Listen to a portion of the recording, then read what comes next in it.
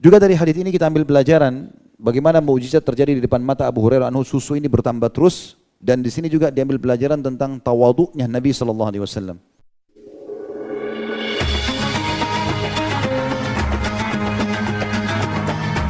Yang subscribe, semoga hidup kaya raya, mati masuk surga. Assalamualaikum warahmatullahi wabarakatuh. Alhamdulillah, selalu membasahi lidah setiap muslim dan mukmin, karena sudah semestinya setiap muslim dan mukmin memahami kalimat ini kalimat yang menghubungkan langsung dia dengan Sang Pencipta Allah, satu-satunya pencipta, pemilik, penguasa, pemberi rezeki, semua yang di langit dan di bumi tidak terkecuali. Dan kalimat ini sangat mudah untuk diucapkan. Allah subhanahu wa ta'ala menjadikannya kalimat yang penuh dengan berkah dan pemenuhan kebutuhan, karena kalimat ini adalah kalimat penyebab kebutuhan terpenuhi, terbagi menjadi dua.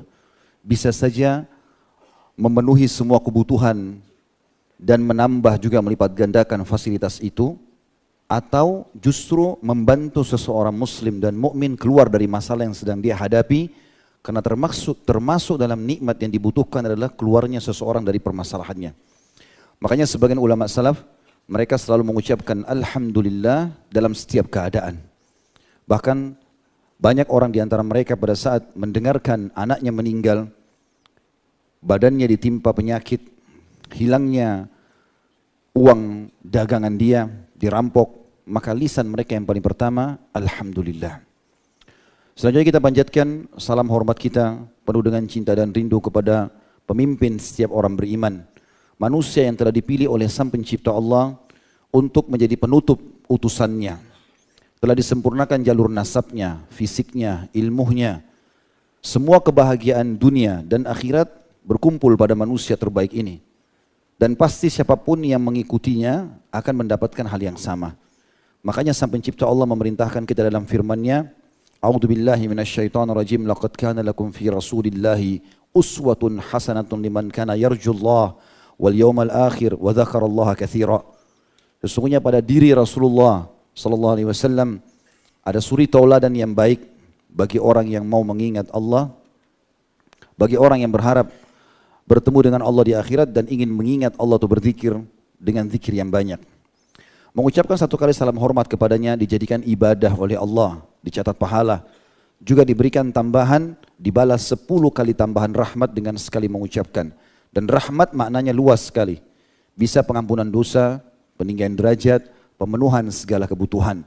Maka jadilah juga orang yang selain selalu memuji Allah dengan kalimat suci Alhamdulillah, juga membacakan salawat dan taslim kepada Nabi besar Muhammad sallallahu alaihi wasallam.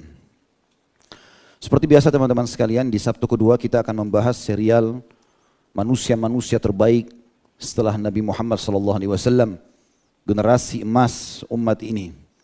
Generasi yang telah dipilih oleh Sang Pencipta Allah secara langsung untuk menemani baginda Nabi sallallahu alaihi wasallam.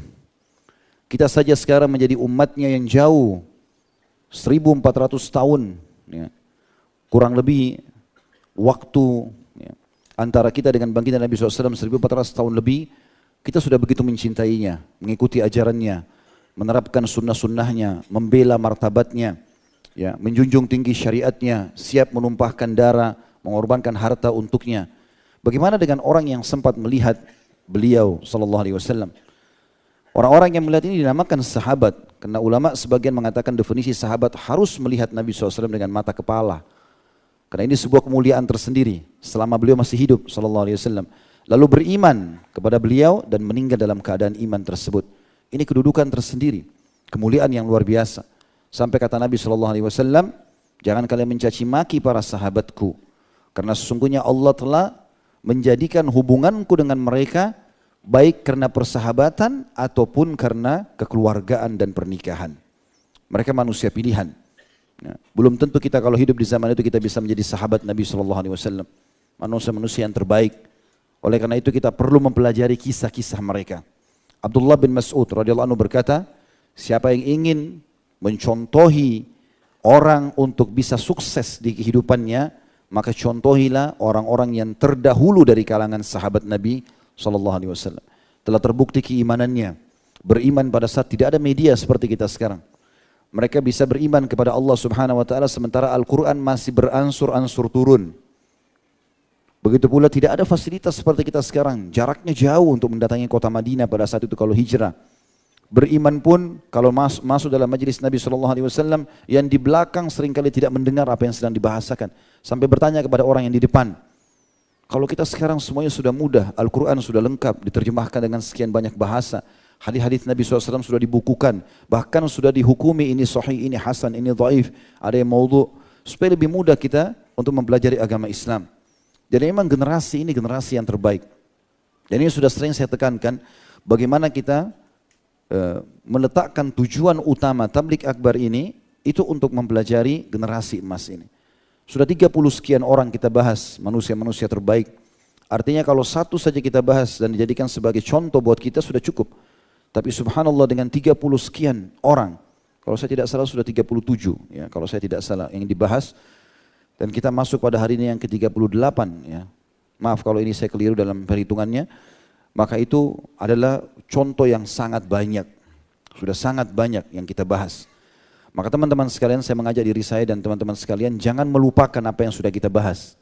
Walaupun ini biografi tentang data pribadi sahabat-sahabat ini, kemudian kita kuatkan dengan manaqib, keutamaan-keutamaan dia yang disebutkan melalui wahyu tentang keutamaan itu, dan juga kita mengambil ad-durus wal ibar, pelajaran-pelajaran yang bisa kita ambil sehingga kita terapkan dalam kehidupan.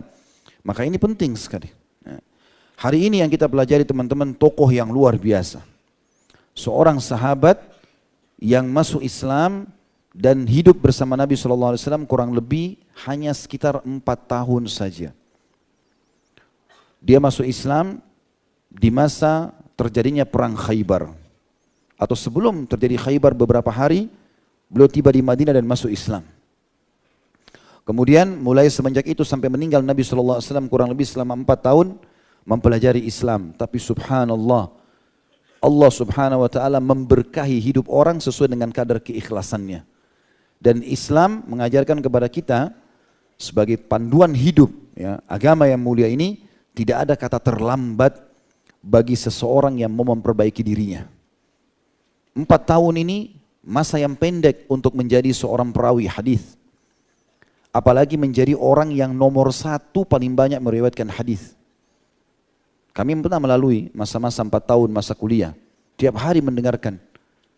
Tapi hadis-hadis yang dihafal dari masa 4 tahun itu dengan adanya buku, fasilitas yang sekarang, kalau bisa mencapai 400-500 hadis itu sangat bagus. Karena biasanya memang per tahunnya menghafal sekitar 100 hadis kewajibannya. Itu sudah bagus, itu pun kadang-kadang terlupa.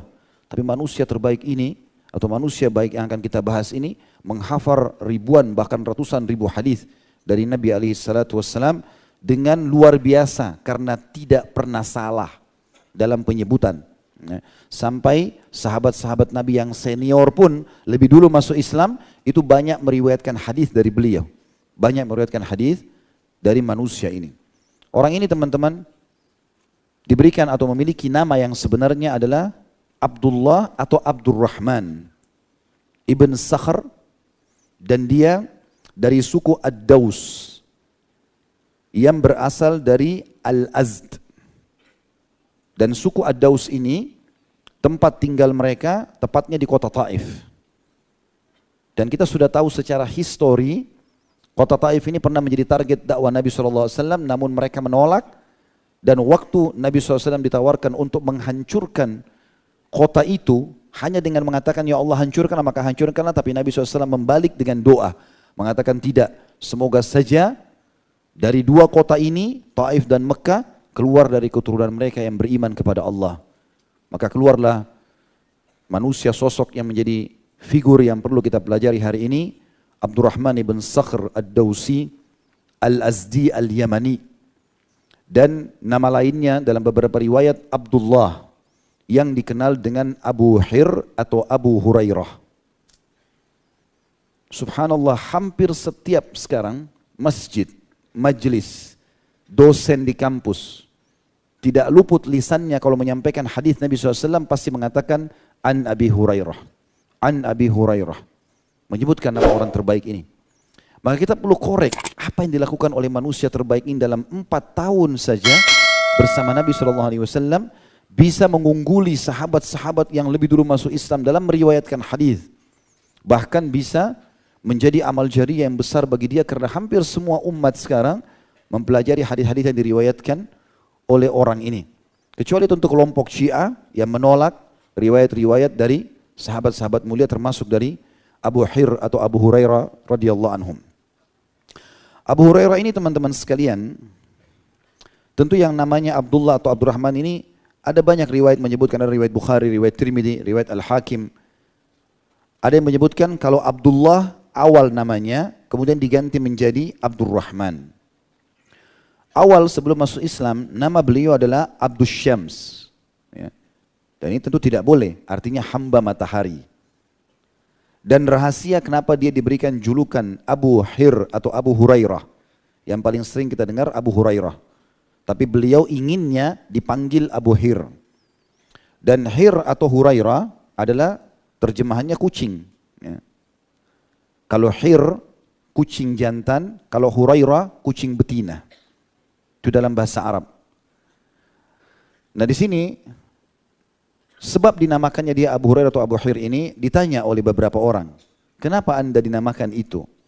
Dia mengatakan di zaman jahiliyah dulu aku pernah mengembala domba keluargaku. Beliau orang miskin, maka beliau bekerja radhiyallahu anhu untuk mengembala domba-domba kerabatnya. Satu hari pada saat saya akan pulang, dia bilang, saya menemukan ada kucing kecil betina. Kemudian saya pun mengambil kucing tersebut dan saya masukkan ke kantong saya. Lalu kemudian saya pun membawanya pulang. Waktu saya tiba di rumah, rupanya kucing ini mengeluarkan suara sehingga tetangga-tetangga saya mendengarnya. Lalu mereka bertanya, apa itu wahai Abdus Syams? Apa itu wahai hambanya matahari? Maka dia mengatakan, kucing, Hurairah, kucing kecil betina, aku temukan tadi pada saat sedang mengembala. Maka tetangganya akhirnya mengatakan, kalau begitu kami mengganti nama memulai sekarang dengan Abu Hurairah. Jadi bukan berarti banyak kucing yang dipelihara, tidak. Ya, karena ada sebagian orang menukil itu. Mengatakan Abu Hurairah karena banyaknya kucing yang dipelihara. Padahal sebenarnya bukan. Karena kisah ini saja. Dan beliau mengatakan, aku lebih suka bila kalian memanggilku Abu Hir. Karena Abu Hir artinya pemilik kucing jantan. Dan Nabi SAW mengatakan atau memanggilku dengan Abu Hir. Tapi juga ada riwayat yang Nabi SAW memanggilnya dengan Abu Hurairah dan inilah yang akhirnya masyhur dengan panggilan tersebut. Ibnu Ishaq menyebutkan tentang ciri fisik Abu Hurairah radhiyallahu anhu atau Abu Hir adalah seorang yang mulia dan berkedudukan tinggi, dipercaya di kalangan Bani Daus, dan Bani Daus sangat senang Abu Hurairah atau Abu Hir termasuk darinya. Sementara dia adalah lelaki yang tinggi, memiliki dada yang lebar, gigi yang agak renggang, dan beliau mengecat jenggotnya dengan henna dan berpakaian kain dari katun. Dan itu dinukil oleh Muhammad bin Sirin, salah satu ulama tabi'in yang menjadi salah satu murid utamanya Abu Hurairah radhiyallahu anhum. Abu Hurairah menikah dengan seorang wanita yang tadinya jadi majikannya. Bukan berarti Abu Hurairah ini budak ya, tapi dia pernah bekerja dengan satu keluarga, yaitu keluarganya Utbah bin Ghazwan radhiyallahu anhu. Ini sahabat Nabi, tapi ini orang kaya. Ada saudarinya Ghazwan namanya Bisrah. Ya. Bisrah binti Ghazwan Al-Mazini, ya. Atau Al-Maziniyah. Ini adalah saudari kandungnya Utbah bin Ghazwan. Pernah Abu Hurairah radhiyallahu anhu lagi jalan, kemudian beliau tiba-tiba mengatakan Alhamdulillah. Riwayat lain mengatakan Allahu Akbar. Maka salah seorang bernama Ash'ath bertanya, mengatakan, wahai Abu Hurairah, kenapa anda tiba-tiba bertakbir atau bertahmid? Kata dia, segala puji bagi Allah yang telah membalik keadaanku. Dulu aku bekerja di keluarga Ghazwan, ya. Ini sebagai pemegang tali kekangan unta. Lalu kemudian sekarang Allah menikahkan aku dengan Bisra yang tadinya pemilik unta itu. Dari nama istrinya adalah Bisra binti Ghazwan Al-Maziniyah. Allah Subhanahu wa taala karuniakan dia 5 orang anak dari istri ini, 4 laki-laki dan 1 perempuan. Dan Abu Hurairah radhiyallahu anhu bukan hanya sekedar seorang penuntut ilmu yang ulung, yang semangat, dan ikhlas serta dalam menerapkan ilmu agama, tapi dia juga mewariskan itu kepada anak-anaknya. Kelima anaknya ini dikenal menjadi ulama tabi'in. Yang laki-laki 4 itu, yang pertama bernama Muharrir. Kemudian yang kedua Muharriz. Jadi mirip namanya, cuma bedanya terakhir pakai ra, yang satunya pakai zai. Muharrir sama Muharriz. Kemudian Abdurrahman dan Bilal. Keempat anak Abu Hurairah ini semuanya perawi hadis langsung dari ayahnya. Dan Imam Bukhari rahimahullah menukil dari Muharrir dan Muharriz ini. Sementara anak perempuannya juga terkenal sebagai seorang muhadditha, perawi hadis. Ya. Hanya saja saya coba telusuri banyak buku, rata-rata semuanya mengatakan namanya tidak jelas. Ya, artinya tidak dinukil secara khusus gitu kan. Tetapi dia dinikahi oleh seorang ulama tabi'in yang bernama Sa'id ibn Musayyab. Sa'id ibn Musayyab ini punya kisah khusus. Dengan izin Allah tentunya nanti satu waktu insya Allah pada saat kita bahas tentang tokoh-tokoh tabi'in, nama ini tidak asing. Sa'id ibn Musayyab rahimahullah adalah seorang tabi'in yang sebagian sahabat yang bertemu dengannya itu ya, mengatakan andai saja orang ini hidup di zaman Nabi SAW maka pasti dia jadi sahabat yang terunggul. Karena ibadahnya luar biasa. Punya kedudukan tersendiri. Nah, anak perempuan Abu Hurairah menikah dengan Sa'id atau dinikahi oleh Sa'id ibn Musayyab yang nanti lahir juga anak perempuan mulia seorang muhadditha ya, yang terkenal pada saat itu di wilayah Irak. Dia masuk Islam awalnya, Abu Hurairah ini bermula dari masuk Islamnya seorang penyair yang dermawan dan mulia yang merupakan salah satu tokohnya suku Daus bernama Tufail ibn Amr ad-Dausi. Tufail ibn Amr ad-Dausi radhiyallahu anhu, dia masuk Islam di tangan Nabi SAW. Kemudian dia pulang ke kaumnya, suku Daus, kemudian mengajak orang-orang sukunya untuk pergi ke Madinah, masuk Islam. Dan ikutlah 80 orang dari mereka, diantaranya Abu Hurairah radhiyallahu anhu ajma'in. Jadi sebenarnya nama ini penting sekali diketahui, Tufail ini. Kenapa teman-teman sekalian? Kenapa kita perlu tahu dan mempelajari juga nanti Tufail itu, Ibn Amr? Siapa yang bisa kasih jawaban? Saya tidak hukum kalau salah. Kenapa? Karena dia penyebab Abu Hurairah masuk Islam. Jadi artinya semua yang disampaikan Abu Hurairah setelah Islam, hadis yang kita dengarkan yang diamalkan umat ini hampir seluruhnya amalkan, Tufail panen pahala itu. Hanya karena dia penyebab mengajak ayo masuk Islam yuk ke Madinah. Dan ini subhanallah pelajaran penting tentang pentingnya mendakwakan kebenaran kepada orang-orang. Dari mana kita tahu? Mungkin dari 20-30 orang teman yang kita ajak ke pengajian atau yang masuk Islam, ternyata salah satu di antara mereka nanti menjadi ulama sehingga kita panen pahalanya. Makanya ikhwah dan akhwat sekalian jangan pernah ragu untuk mengajak siapa saja yang kita kenal, ayo kita taklim. Siapa tahu subhanallah dia menjadi orang baik, bahkan mungkin ibadahnya lebih baik daripada kita. Mungkin dia tidak pernah tinggalkan sholat malam, mungkin dia orang kaya raya kemudian dia bangun banyak masjid. Mungkin dia biayai banyak anak yatim. Mungkin dia jadi bakti sama orang tuanya gara-gara ikut pengajian. Antum yang lagi di rumah panen pahala dia. Walaupun kita tidak mengetahui apa yang sedang dia kerjakan. Orang ini akhirnya mengajak 80 orang kaumnya termasuk untuk pergi ke Madinah. Dan itu tepatnya terjadi sebelum perang Khaybar di bulan Safar tahun 7 Hijriah. Di bulan Safar tahun 7 Hijriah. Dan di sini ulama membahas, ini awal masuk Islamnya Abu Hurairah bulan Safar tahun 7 Hijriah. Sementara baginda Nabi SAW meninggal itu di Rabiul Awal tahun 11. Berarti kurang lebih tepatnya 4 tahun 1 bulan. Gitu kan? Masuk Islamnya dia. Namun Imam Bukhari juga, siapa tahu teman-teman pas membaca, saya sekalian juga menjelaskan masalah. Imam Bukhari menukil, meriwayatkan bahwasanya ya, 3 tahun. Tapi ada keterangan yang disampaikan oleh Imam Bukhari mengatakan 3 tahun ini yang dimaksud adalah masa mulazamahnya.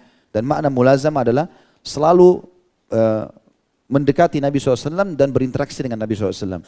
Jadi kalau dipotong masa safar, masa peperangan, maka murni saja bersama Nabi belajar itu 3 tahun. Tapi kalau diikutkan dengan safarnya, karena zaman dulu orang kalau safar sebulan, 2 bulan, Nabi SAW waktu mengepung Khaybar, itu 2 bulan baru balik. Ya, karena benteng-benteng Yahudi, benteng pertama saya dikepung sampai 40 hari lebih.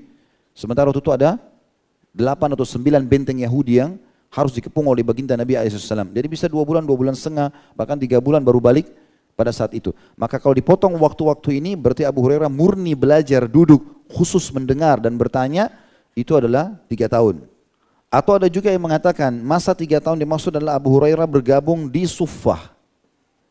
Dan kita tahu ikhwas sekalian ada Suffah, ada tempat ya, di belakang rumah Nabi SAW bisa menampung 300 orang khusus bagi para penuntut ilmu, terutama bagi yang tidak mampu. Tapi Nabi SAW tidak pernah melarang orang kaya pun ikut bergabung. Di situ ada 300 orang dan Abu Hurairah bergabung di situ.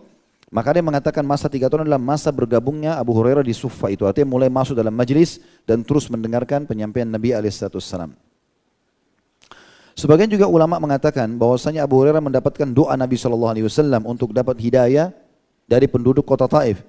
Ya. Juga dia menggabungkan antara doa Nabi untuk penduduk kota Taif sehingga dia masuk Islam. Dia juga mendapatkan keutamaan Yaman karena suku Daus dari asli Yaman. Ya. Yang kata Nabi SAW banyak keutamaan, sudah kita pernah sebutkan dalam beberapa serial yang sebelumnya, bahwasanya Nabi SAW mengatakan Allahumma barik lana fi yamanina, ya Allah berkahilah kami di Yaman kami, dan cukup banyak keutamaan yang sudah kita sebutkan pada saat itu, dan dia termasuk dari situ. Juga dia mendapatkan pahala hijrah, karena sempat hijrah sebelum pembebasan kota Mekah, maka tergabung padanya banyak sekali keutamaan. Awal dia masuk Islam, yang paling pertama dia pelajari Al-Quran setelah syahadat. Dan dia langsung belajar dari seorang sahabat yang mulia bernama Ka'ab ibn atau Ubay bin Ka'ab radhiyallahu anhu. Nabi SAW menyuruh mengambil Al-Quran dari 4 orang, diantaranya Ubay bin Ka'ab ini. Dan dalam waktu yang seketika saja, dia berhasil menghafal seluruh Al-Quran ya, dari tangan yang terbaik ini, dan dia juga dikenal memiliki suara yang baik, dan dia tidak menunda untuk mengajarkan sampai lahir di tangan dia. Itu salah satu dari 10 ahli qiraat yang masyhur yang bernama Abu Ja'far Yazid ibn Qa'qa'ah. Abu Ja'far ibn Yazid atau Abu Ja'far Yazid bin Qa'qa' al-Makhzumi al-Madani. Kalau ditarik benang merahnya ahli qiraat dari zaman tabi'in, maka nama orang ini tidak asing disebutkan. Dan ini murid langsungnya Abu Hurairah dari Al-Quran, ilmu Al-Quran secara khusus. Kita belum bicara masalah hadis. Ibnu Jauzi berkata, rahimahullah, tidak ada seorang pun yang mengalahkan Abu Hurairah dalam hal Al-Quran setelah dia menghafalnya.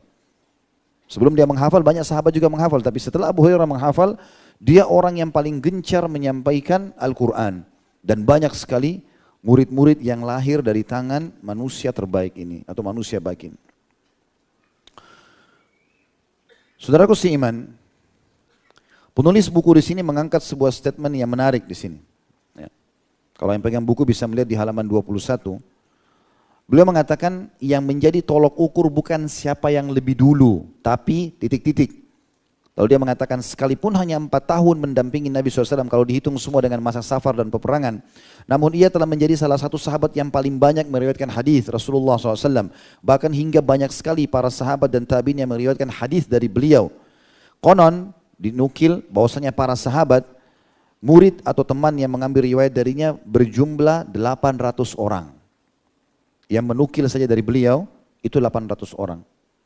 Wahab ibn Munabbi mengatakan dari saudaranya, ia berkata, aku mendengar Abu Hurairah radhiyallahu anhu berkata, tidak ada seorang pun dari para sahabat Nabi SAW yang lebih banyak meriwayatkan hadis Nabi SAW dariku selain Abdullah bin Amr bin As radhiyallahu anhu majma'in. Abdullah bin Amr salah satu dari Abadilah Arba'ah. Ada 4 sahabat yang bernama Abdullah, itu dikenal mereka ulamanya juga sahabat. Karena mereka masih kecil-kecil waktu itu dan mereka banyak menghafal hadis. Abdullah bin Umar, Abdullah bin Abbas, Abdullah bin Mas'ud dan Abdullah bin Amr bin As. Abu Hurairah memuji Abdullah bin Amr bin As. Ya, yang dia mengatakan itu sainganku dalam hafalan. Dia mengatakan tidak ada orang yang lebih banyak meriwayatkan hadis Nabi SAW dariku selain Abdullah bin Amr bin As, sebab ia bisa menulis sedang aku tidak bisa menulis. Artinya teman-teman sekalian, orang yang tidak bisa menulis bukan berarti dia tidak bisa menghafal. Nanti akan kita sebutkan di antara keutamaan Abu Hurairah itu memiliki hafalan yang kuat. Dan seorang muslim memang harus begitu. Kita tahu agama kita ini penuh dengan hafalan. Ya. Kalau kita mau sholat, doa-doanya harus dihafal. Doa iftitah, doa ruku, doa i'tidal, doa sujud, dan ada ragamnya macam-macam. Ya. Kita juga tahu ada semua macam, ya. Haji, umroh, ya. Banyak sekali yang harus kita hafal, ya. Kemudian ilmu-ilmu dalam agama ada faraid, bagian warisan, ada segala macam, ya. Ilmu hadis yang harus kita hafal. Bahkan Nabi SAW memotivasi para sahabat yang menghafal hadis-hadis beliau, dan penekanan tentang masalah hafal Quran untuk di kalangan para sahabat itu adalah sebuah poin yang lazim, harus. Gak bisa enggak. Kata beliau, wahai saudaraku tercinta, di zaman kita saat ini hampir tidak kita temukan seorang khatib, penceramah maupun dosen yang menyebutkan hadis dari Rasulullah SAW, melainkan kita mendengar nama Abu Hurairah radhiyallahu anhu disebut. Dialah yang telah meriwayatkan kepada umat ilmu yang banyak, di mana kelak di hari kiamat akan menjadi timbangan kebaikan-kebaikannya ketika harta dan anak tidak lagi bermanfaat, kecuali yang datang kepada Allah subhanahu wa ta'ala dengan hati yang bersih. Abu Hurairah juga teman-teman sekalian sangat memahami bahwasanya ilmu itu asas kepintaran. Dan ilmu itu tidak akan pernah bisa atau tidak akan memberikan sebagian darinya kecuali engkau meluangkan seluruh waktumu. Artinya gini teman-teman, tidak bisa kita menuntut ilmu itu kapan ada waktu, nggak bisa. Memang harus ada waktu. Saya mau baca, kapan saya ada waktu? Nggak bisa, harus luangkan baca. Harus. Kayak hadir majelis ilmu, harus, nggak bisa, enggak. Bukan kebetulan saya bisa, enggak. Sampai sebagian ulama mengatakan kebutuhan seorang muslim terhadap ilmu agama ini lebih harus dia dahulukan daripada kebutuhan dia makan pada saat dia lapar. Lebih dia butuhkan pada saat dia butuh minum, pada saat dia dahaga. Fahami kalimat itu teman-teman, artinya kita lapar mendesak cari makanan karena laparnya, atau kita haus mendesak cari minum untuk supaya hilang dahaga kita. Belajar ilmu agama lebih penting daripada itu. Karena dia akan memandu makanan atau minuman yang mana yang boleh masuk dan tidak boleh masuk. Sebelum masuk tuh minuman dan makanan ini harus ada panduannya dulu. Dan ini menandakan memang sangat penting. Abu Hurairah sangat paham masalah itu. Diriwayatkan dari Abdurrahman ibn Ubaid dari Abu Hurairah dia berkata, dulu aku biasa mengikuti seseorang untuk menanyakan kepadanya sebuah ayat dalam kitabullah. Jadi Abu Hurairah sering mengejar orang, nanya. Ya, walaupun dia sudah faham, dia coba tanya, mungkin ada pendapat ulama, mungkin ada pendapat atau ada penyampaian sahabat yang lebih faham, ada ya penyampaian Nabi SAW dengan dari riwayat yang lain. Padahal sungguh aku lebih mengetahui atau aku telah mengetahui ayat itu daripadanya dan juga segenap keluarganya. Tapi karena ingin tahu maka dia lakukan. Aku mengikutinya semata agar ia memberikan kepadaku segenggam kurma atau secuil adonan gandum atau tepung untuk menghilangkan rasa laparku. Artinya kadang-kadang ya, dia menjadikan ilmu yang dia miliki, selain dia belajar dari orang lain, dia juga menjadikan ilmu itu menjadi sumber makanannya. Bagaimana dia bisa hidup dari situ. Dan ini pelajaran penting teman-teman, ini riwayat sahih ya. Ini dinukil ya, dalam buku Sifatus Safwah, jilid 1 halaman 293. Dan ini tidak ada satupun sahabat yang memungkiri masalah ini. Artinya orang boleh belajar agama sambil dia punya income dari situ. Orang mengajar Al-Quran, boleh dia mendapatkan sesuatu dari situ. Makanya semua dosen-dosen di kampus segala macam itu boleh saja. Mereka mengambil hasil. Abu Hurairah bahkan mengikuti orang, lalu menyampaikan kepadanya sebuah hadis Nabi dengan berharap dia dikasih makanan supaya dia bisa makan. Karena dia miskin.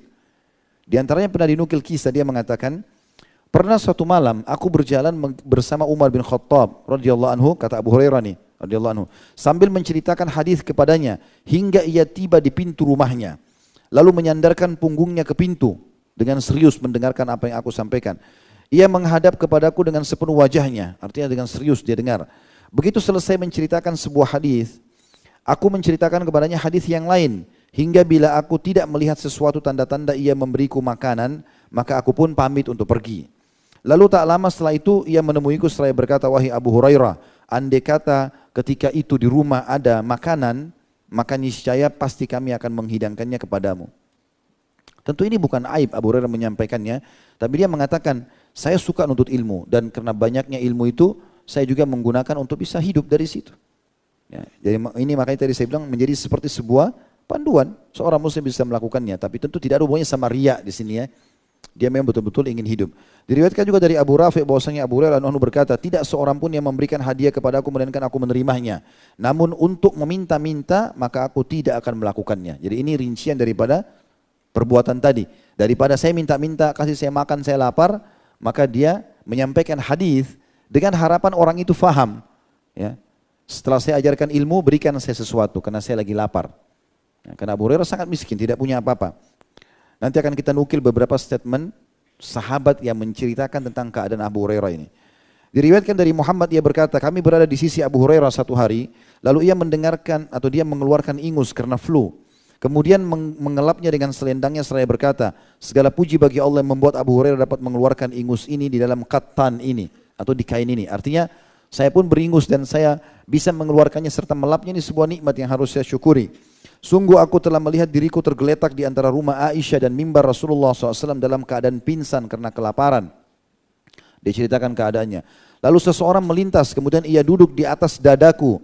Maka aku mengangkat kepalaku seraya berkata, ini tidak seperti yang kamu lihat. Sesungguhnya aku tergeletak di sini karena rasa lapar. Ini disebutkan oleh Imam Bukhari di jilid 13 halaman 258 dan dalam kitab I'tisam. Ya. Kemudian At-Tirmidzi juga menyebutkan di nomor 2367 dalam kitab Az-Zuhud. Ya. Imam Az-Zahabi menanggapi perkataan Abu Hurairah yang mengatakan, lalu ada orang duduk di atas dadaku. Kata beliau, menurutku orang yang melihatnya itu mengira Abu Hurairah kesurupan. Sehingga ia duduk di atasnya untuk meruqyahnya atau semisalnya. Karena sebenarnya dia dalam keadaan lapar. Abu Hurairah juga pernah berkata, demi Allah aku pernah menempelkan perutku ke tanah karena menahan rasa lapar. Dan sungguh aku pernah mengikat batu pada perutku juga karena rasa lapar. Aku duduk di jalan-jalan mereka, lalu Abu Bakar lewat di depanku. Maka aku bertanya kepadanya tentang satu ayat di dalam kitabullah. Aku bertanya kepadanya agar ia menyuruhku mengikutinya. Ternyata ia berlalu dan tidak melakukan atau tidak mengajakku ke rumahnya. Setelah itu melintaslah Umar, demikian juga ia bersikap hingga melintas setelah Rasulullah SAW. Beliau mengetahui aku tengah kelaparan dari wajahku. Maka beliau pun SAW berkata, apakah kamu Abu Hurairah? Inikah Abu Hurairah? Karena Abu Hurairah kebetulan lagi balik belakang. Aku menjawab, benar wahai Rasulullah. Lalu aku masuk ke rumah bersamanya. Di dalam rumah beliau menemukan susu di dalam sebuah wadah. Maka beliau berkata, dari mana kamu mendapatkan ini? Dia tanya keluarganya. Maka istrinya pun bertanya, tapi sini tidak disebutkan siapa Ummul Mukmininnya radhiyallahu anha. Si fulan yang mengantarkannya untukmu. Lalu beliau SAW berkata, wahai Abu Hurairah, pergilah menuju atau menemui ahli suffah. Semua orang yang di belakang rumah yang sedang menuntut ilmu. Lalu panggil mereka kemari. Ahli suffah pun datang pada saat itu dan mereka cukup banyak jumlahnya. Mereka tidak memiliki harta, tidak memiliki makanan dan bergantung juga hidupnya dari Nabi SAW. Bila ada sedekah yang diterima oleh Rasulullah SAW, maka beliau langsung mengirim ke sana, ya, kepada ahli suffah ini. Beliau tidak mengambil sedikit pun, tapi dibagikan kepada ahli suffah. Tapi bila ada hadiah, maka barulah beliau mengambilnya. Kalau sedekah semua dikasih kepada ahli suffah, karena Nabi SAW tidak boleh terima sedekah. Dan mengikut sertakan mereka ambil bagian, maksudnya orang-orang ahli suffah, baik itu sedekah ataupun hadiah selalu dibagi. Tapi kalau sedekah Nabi SAW tidak ambil sama sekali, kalau hadiah beliau mengambil bagian atau sebagian darinya. Perintah beliau SAW kepada kata Abu Hurairah untuk memanggil mereka tidak menyenangkan diriku. Ya maksudnya Abu Hurairah bilang, aku apa adanya, kalau aku panggil nanti takut susu ini gak cukup, aku lagi lapar. Gitu kan. Lalu aku berkata, aku berharap mendapatkan satu teguk minuman dari susu ini hingga dapat menguatkan tenagaku. Tapi apa artinya susu itu? Ya, dibagi untuk ahli suffah. Tapi bagaimanapun dia bilang tidak ada pilihan kecuali ketaatan kepada Allah dan ketaatan kepada Rasulnya. Karenanya aku mendatangi mereka ahli suffah. Lalu mereka pun datang memenuhi undangan Rasulullah SAW. Tak kala mereka duduk, beliau SAW berkata, wahai ambillah wahai Abu Hurairah, berikan kepada mereka. Jadi susu itu cuma satu wadah saja. Sebenarnya ini tidak cukup satu orang pun atau dua orang pun minum, tidak cukup. Tapi ini termasuk mukjizat Nabi SAW yang terjadi pada saat itu dan disaksikan oleh ahli suffah juga Abu Hurairah radhiyallahu anhu ajma'in. Lalu aku mulai, kata Abu Hurairah, memberikan kepada satu orang dulu. Lalu ia minum hingga kenyang. Hingga aku datangi mereka semua. Ternyata waktu sudah diminum, sampai dia mengatakan sudah kenyang wahai Abu Hurairah. Dikembalikan wadahnya, terisi susu lagi tanpa dituang. Pindah lagi ke orang sebelah begitu, sampai semuanya terbagi. Setelah itu aku menyerahkannya kepada Rasulullah SAW. Beliau mengangkat kepalanya kepadaku dengan tersenyum seraya berkata, tinggal aku dan kamu wahai Abu Hurairah. Lalu aku pun berkata, engkau benar wahai Rasulullah. Lalu beliau bersabda, minumlah. Lalu aku pun minum. Lalu beliau berkata lagi, minumlah. Maka aku meminumnya lagi dan beliau terus mengatakan demikian hingga aku berkata, demi zat yang mengutusmu dengan kebenaran, aku tidak menemukan lagi ruang baginya. Dia sudah kenyang sekali. Lalu beliau pun mengambil dan meminum sisanya. Ini diriwayatkan oleh Imam Bukhari di jilid 11 di halaman 241-242 dalam kitab Ar-Raqaiq dan Tirmidzi nomor 2477 dalam kitab Sifatul Qiyamah. Riwayat ini menjelaskan kepada kita tentang masalah bagaimana kehidupan Abu Hurairah dalam kezuhudan radhiyallahu anhu. Beliau walaupun lapar, beliau tidak mau minta-minta. Dan sudah kita sebutkan teman-teman, mengemis nggak boleh. Ya, orang harus mulia. Tapi dia menawarkan jasa dia bekerja, berikan sesuatu lalu dia terima, itu yang mulia. Tentu minta-minta dibolehkan dalam keadaan darurat sekali. Kalau orang lumpuh, sakit, dia nggak bisa lagi, nggak ada lagi sumber pendapatan, itu beda. Tapi kalau masih bisa nggak boleh. Kata Nabi SAW, siapa yang membuka pintu, afaf, kemuliaan, tawarkan jasa, lalu ambil hasil, oke. Gitu kan? Kecuali Allah bukakan baginya pintu kekayaan. Dan tidak ada orang yang membuka pintu mengemis, berikan saya, kasih saya, kecuali Allah bukakan baginya pintu kemiskinan. Makanya orang yang terus mengulurkan tangannya ngemis ini, maka akan hidup seperti itu sampai dia meninggal dunia. Tidak akan berubah keadaannya. Juga dari hadis ini kita ambil pelajaran bagaimana mukjizat terjadi di depan mata Abu Hurairah anhu, susu ini bertambah terus, dan di sini juga diambil pelajaran tentang tawaduknya Nabi SAW. Bagaimana beliau membiarkan di satu wadah itu seluruh sahabatnya minum, dan terakhir baru Nabi SAW minum. Kalau kita temukan sekarang pemimpin malah dia yang minum duluan, setelah dia kenyang baru kemudian dibagikan kepada orang, ataupun dikasih orang-orang berbeda dengan jenis minumannya. Kalau Nabi SAW berbeda, beliau minum susu yang sama diminum oleh sahabatnya, dan beliau dahulukan dulu para sahabat, baru beliau sallallahu alaihi wasallam.